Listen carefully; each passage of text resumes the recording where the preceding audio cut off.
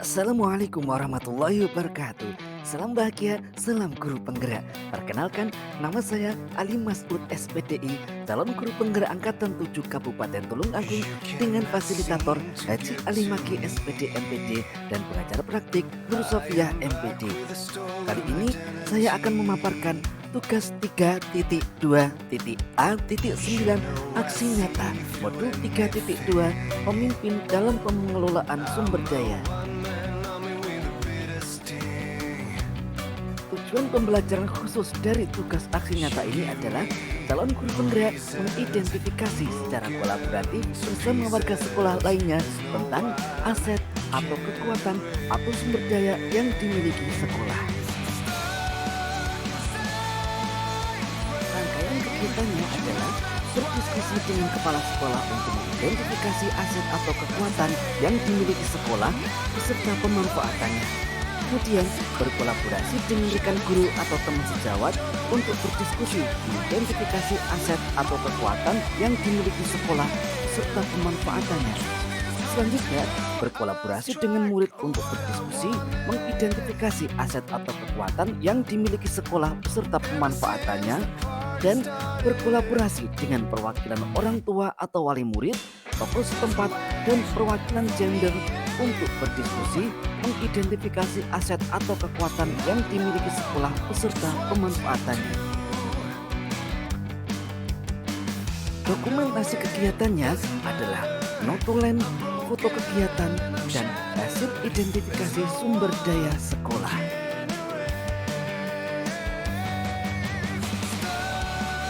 Sedangkan macam-macam aset yang diidentifikasi terdiri dari 7 buah jenis, yaitu modal manusia, modal sosial, modal fisik, modal lingkungan atau alam, modal finansial, modal politik, dan modal agama dan budaya.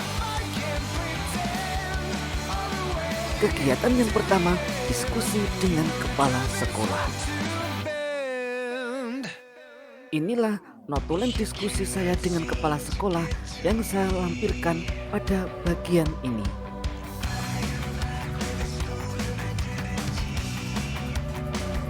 Pada hari pertama, calon guru penggerak berdiskusi dengan kepala sekolah untuk mengidentifikasi aset sekolah serta pemanfaatannya.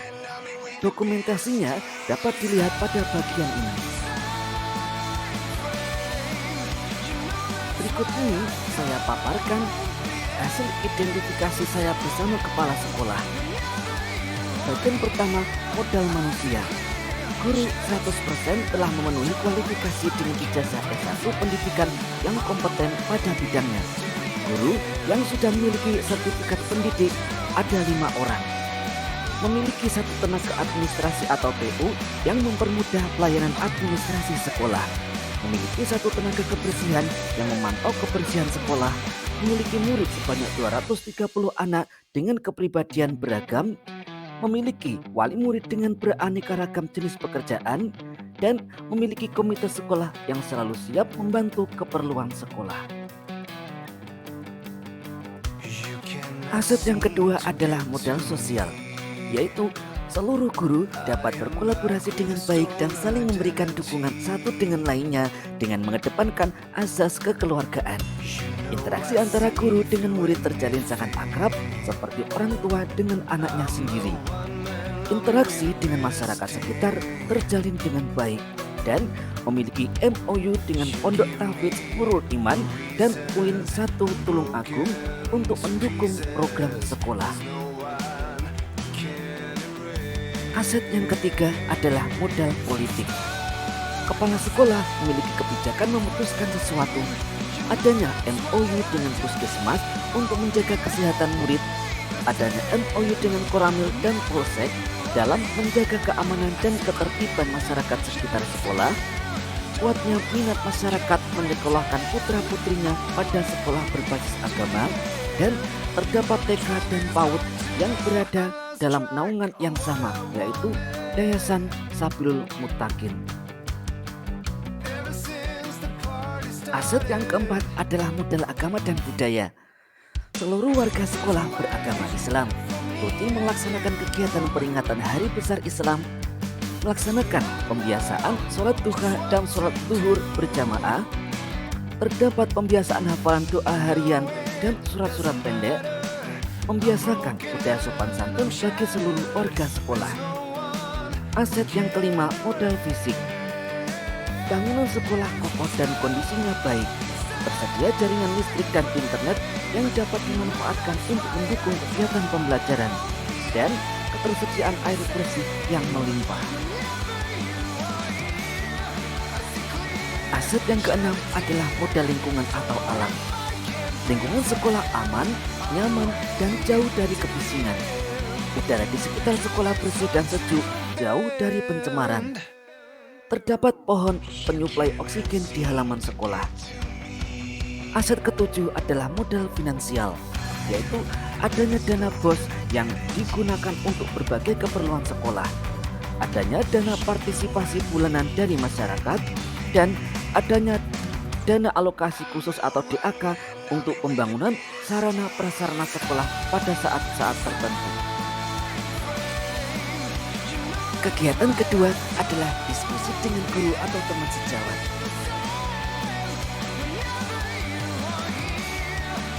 Inilah materi diskusi dengan guru atau teman sejawat yang telah saya laksanakan.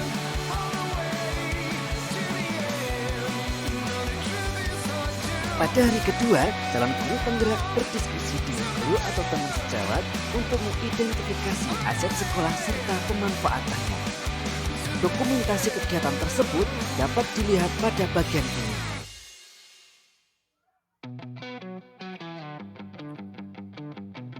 Hasil identifikasi yang telah saya lakukan dengan guru atau teman sejawat adalah sebagai berikut. 1. Asetnya berupa modal manusia. Guru-guru berijazah S1 pendidikan yang relatif masih muda dan produktif. Adanya calon guru penggerak yang berkolaborasi dengan guru lainnya. Ada tenaga administrasi atau TU yang membantu kerja guru. Ada tenaga kebersihan yang menjaga kebersihan sekolah. Murid-murid dengan kepribadian dan hobi yang beragam, serta wali murid yang komunikatif. Aset kedua adalah modal sosial. Guru selalu bekerja sama dengan azas kekeluargaan. Hubungan antara guru dengan murid sangat dekat. Kerjasama dengan Pondok Tahfidz Nurul Iman. Kerjasama dengan orang tua atau wali murid dalam memantau belajar putra-putri mereka.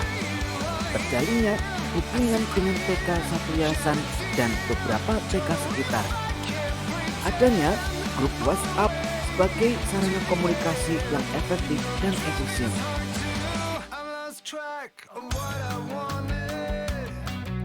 Aset yang ketiga adalah modal politik.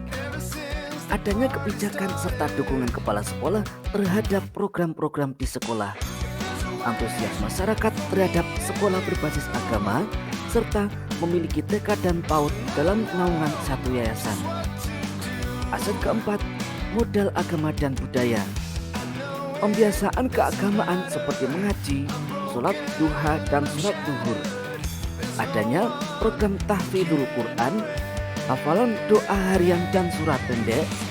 Ada materi tambahan keagamaan berupa bahasa Arab, Al-Quran hadits, fikih, akidah akhlak, sejarah kebudayaan Islam dan aswaja, serta selalu menerapkan budaya sopan santun di sekolah.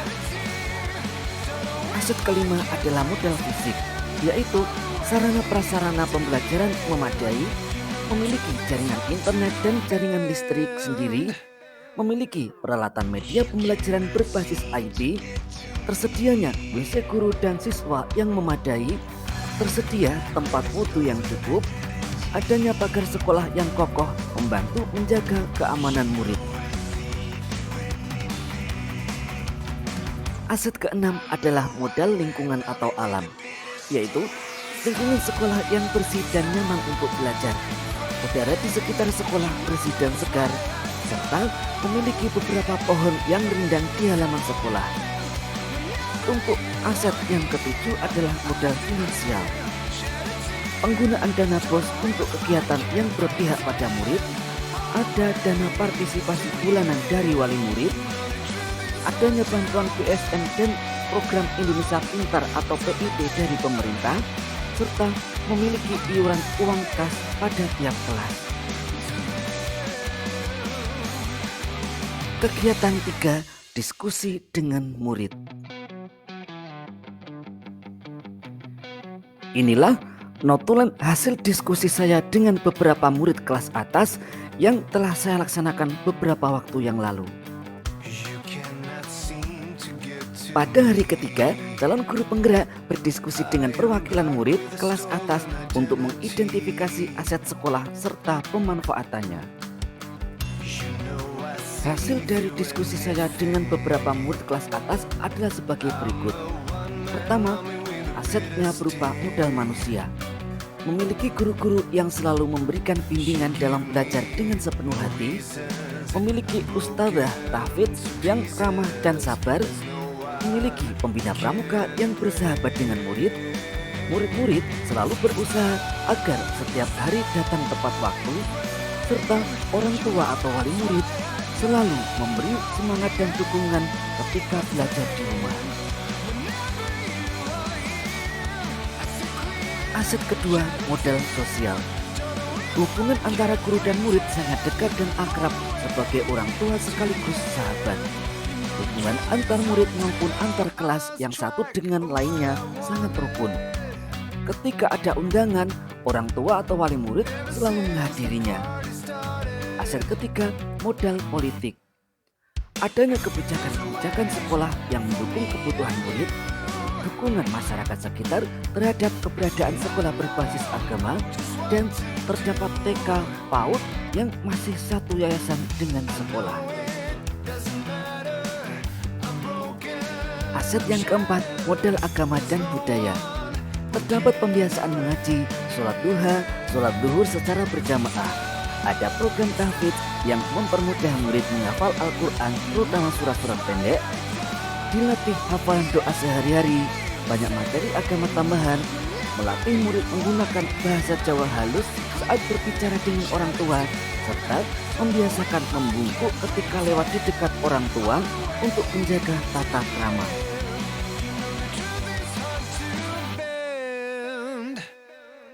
Aset kelima adalah modal fisik, yaitu memiliki ruang kelas yang cukup nyaman, memiliki halaman untuk bermain murid saat jam istirahat, meja dan kursi murid dengan kondisi yang masih baik. Setiap anak selalu dipinjami buku pelajaran untuk mendukung belajar murid. Tersedia jaringan internet yang dapat dimanfaatkan untuk belajar sehari-hari. Memiliki LCD yang dapat membantu mempermudah memahami pelajaran. Memiliki 4 WC khusus siswa dan beberapa tempat wudhu untuk murid dan guru. Aset keenam adalah modal lingkungan atau alam. Lingkungan sekolah bersih, aman, dan nyaman sehingga murid betah belajar. Di halaman sekolah ada pohon yang rindang sehingga udara lebih segar. Terdapat pondok pesantren Irsyadul Muqtadin di sebelah sekolah yang selalu mengumandangkan azan saat zuhur. Aset ketujuh, modal finansial. Ada dana BOS untuk menunjang keperluan belajar murid. Adanya bantuan BSM dan PIP yang membantu murid mencukupi keperluan belajarnya. Ada iuran kas kelas yang digunakan untuk memenuhi kebutuhan kelas. Kegiatan keempat adalah berdiskusi dengan orang tua atau wali murid, tokoh setempat, dan perwakilan gender.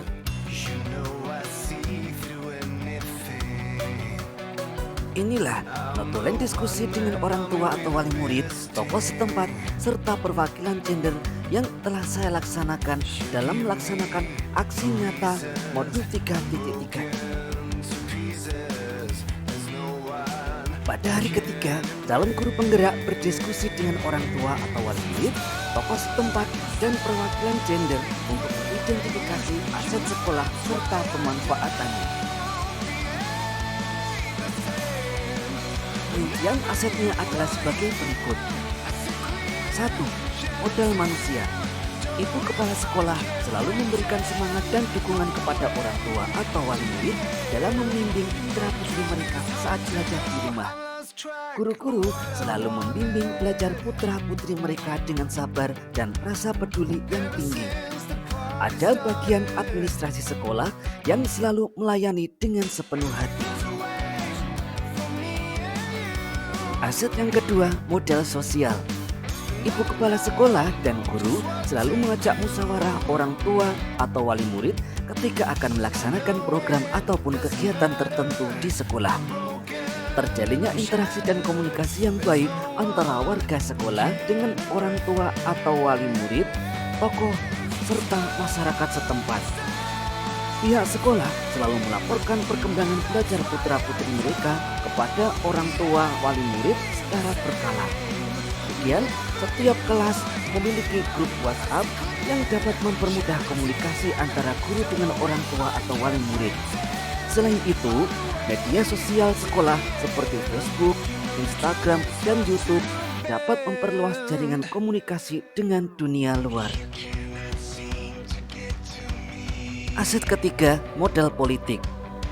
Banyak kebijakan sekolah yang selalu mendukung kebutuhan belajar putra-putri mereka.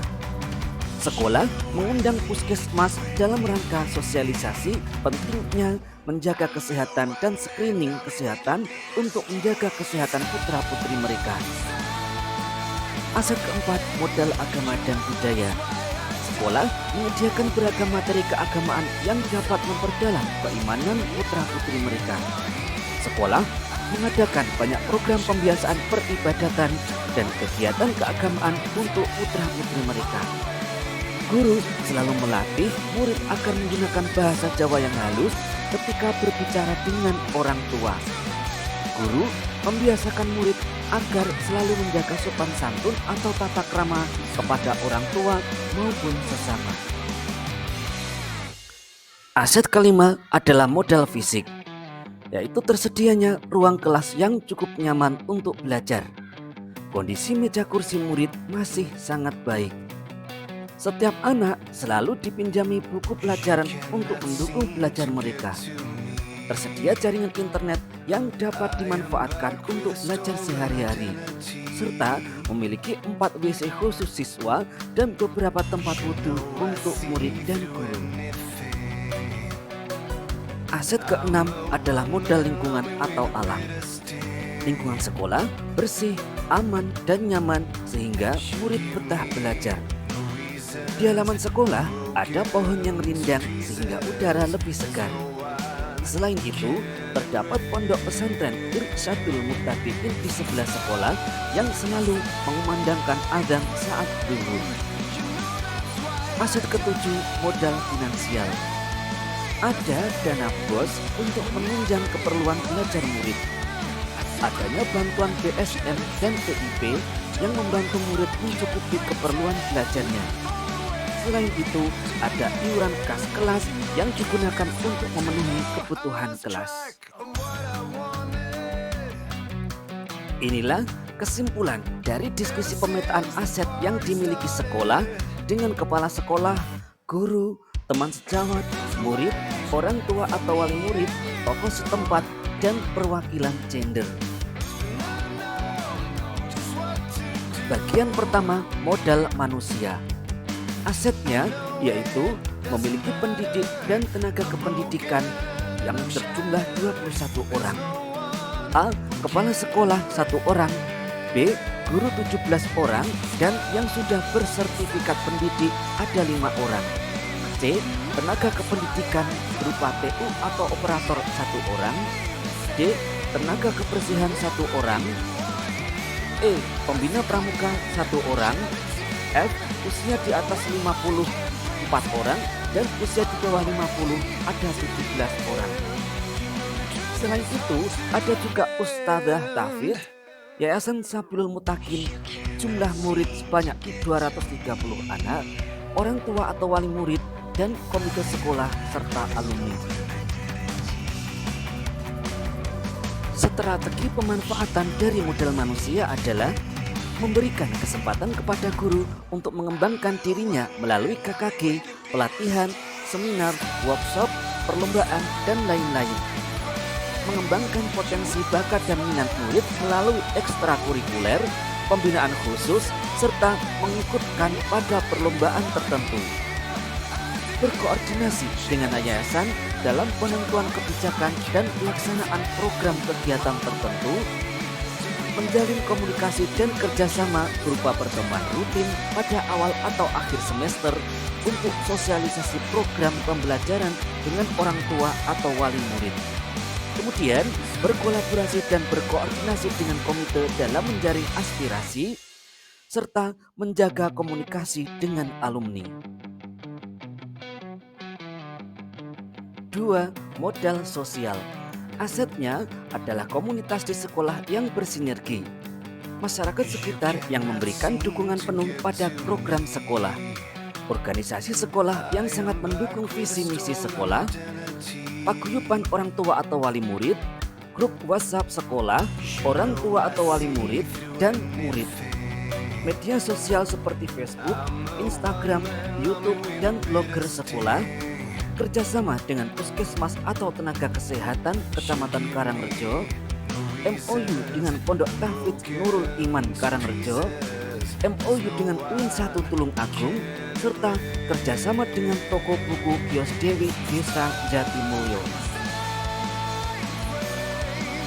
Strategi pemanfaatan modal sosial adalah selalu menjalin kerjasama antara guru dan tenaga kependidikan lainnya dalam memantau kegiatan belajar murid, menjalin kerjasama dengan masyarakat sekitar untuk memantau perilaku siswa ketika berada di luar lingkungan sekolah, melibatkan orang tua atau wali murid untuk membantu terlaksananya kegiatan tertentu, mengaktifkan grup WhatsApp sebagai sarana komunikasi yang efektif dengan sesama warga sekolah, mengunggah kegiatan-kegiatan sekolah melalui media sosial sekolah sebagai sarana komunikasi sekaligus publikasi dengan masyarakat luas, bekerja sama dengan tenaga kesehatan dalam melakukan screening kesehatan maupun pengobatan murid, mengambil ustadzah dari Pondok Tahfidz Nurul Iman Karangrejo untuk mengajar tahfidzul Quran, serta usaha pemenuhan kebutuhan buku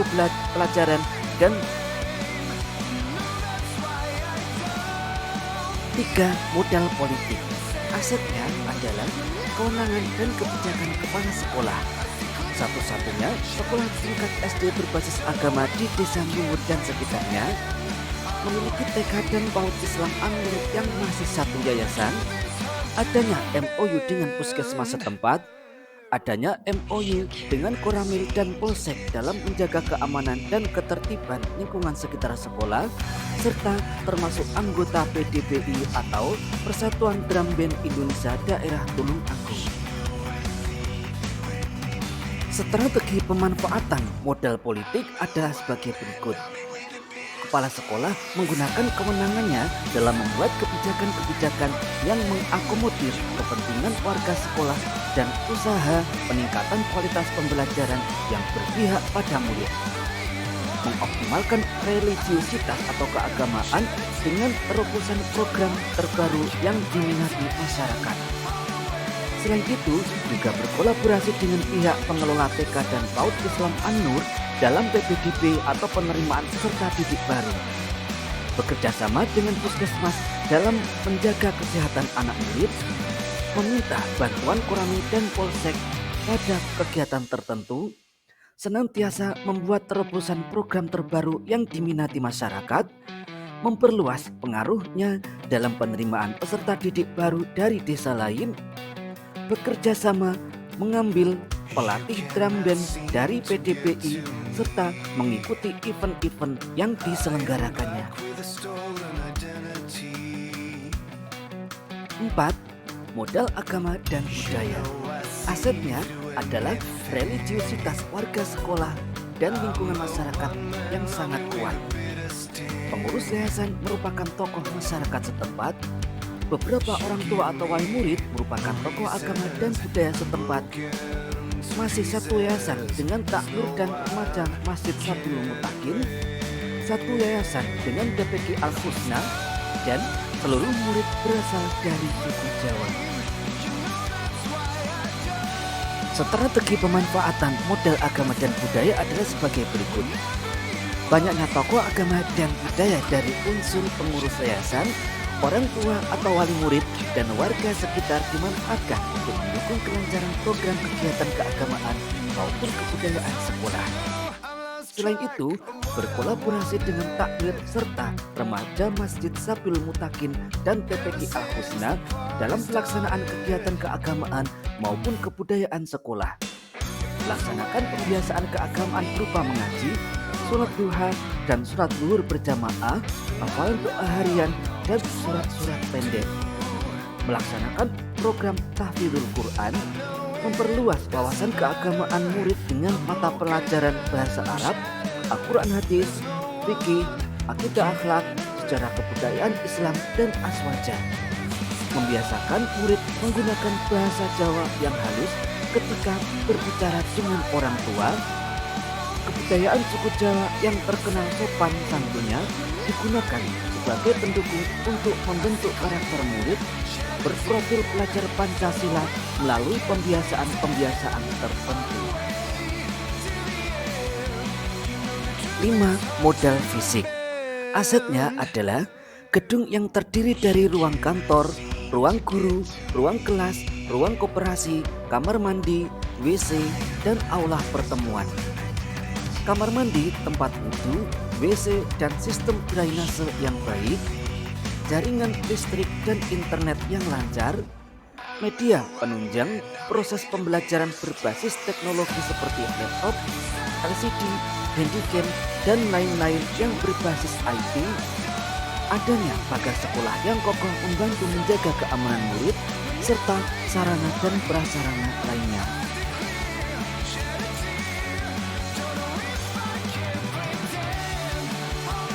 Strategi pemanfaatan modal fisik adalah sebagai berikut. Gedung digunakan sebagai tempat pelaksanaan pembelajaran baik akademik maupun non-akademik. Gedung dan sarana prasarana digunakan untuk menciptakan suasana belajar yang kondusif, aman, nyaman, dan berpihak pada murid. Aula pertemuan dapat digunakan untuk pertemuan pengembangan guru, tenaga kependidikan, maupun untuk murid sendiri. Sarana prasarana digunakan untuk mendukung seluruh kegiatan baik intrakurikuler, kokurikuler maupun ekstrakurikuler agar lebih optimal. Kemudian berusaha memanfaatkan kemajuan teknologi IT sebagai penunjang kegiatan pembelajaran. 6. Modal lingkungan atau alam. Asetnya berupa memiliki 2 gedung, yaitu Gedung Timur dan Barat, dekat dengan pusat perbelanjaan yaitu Pasar Bungur. Lingkungan sekitar masih asri, udara dan air bersih melimpah, serta terletak di pinggir jalan utama.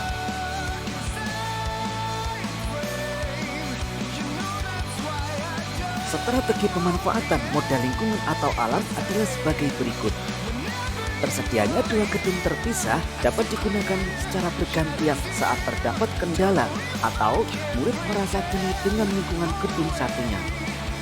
Dekatnya dengan pusat perbelanjaan mempermudah membeli keperluan pada saat sekolah mengadakan kegiatan tertentu. Lingkungan belajar yang masih asri membuat murid lebih nyaman dalam belajar. Udara dan air bersih melimpah membuat murid merasa betah, tenang, dan fokus dalam belajar. Selain itu, letak sekolah yang secara geografis di pinggir jalan utama mempermudah akses kendaraan dari arah manapun. 7. Modal finansial. Asetnya berupa dana BOS atau bantuan operasional sekolah, partisipasi dari masyarakat, koperasi sekolah berupa simpan pinjam dan kios peralatan sekolah, adanya bantuan BSM atau bantuan siswa miskin dan PIP atau program Indonesia Pintar dari pemerintah, memiliki iuran uang kas pada tiap kelas, serta adanya DAK atau dana alokasi khusus.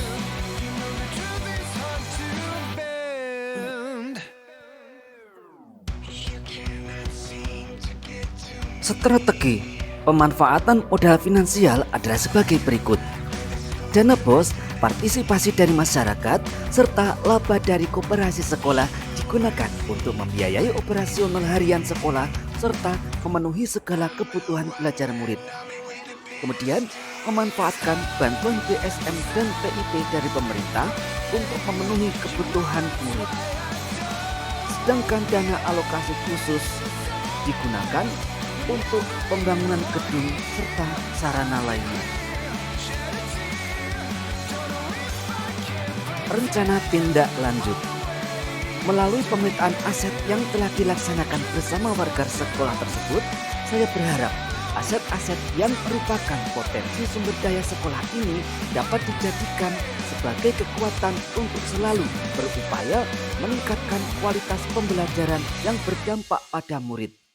Oleh karena itu, perlu dilakukan evaluasi ulang terhadap pemanfaatan yang selama ini telah dilakukan agar hasilnya maksimal.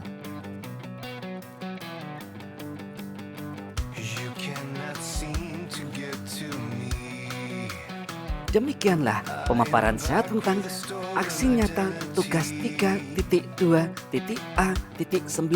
modul 3.2 Pemimpin dalam pengelolaan sumber daya.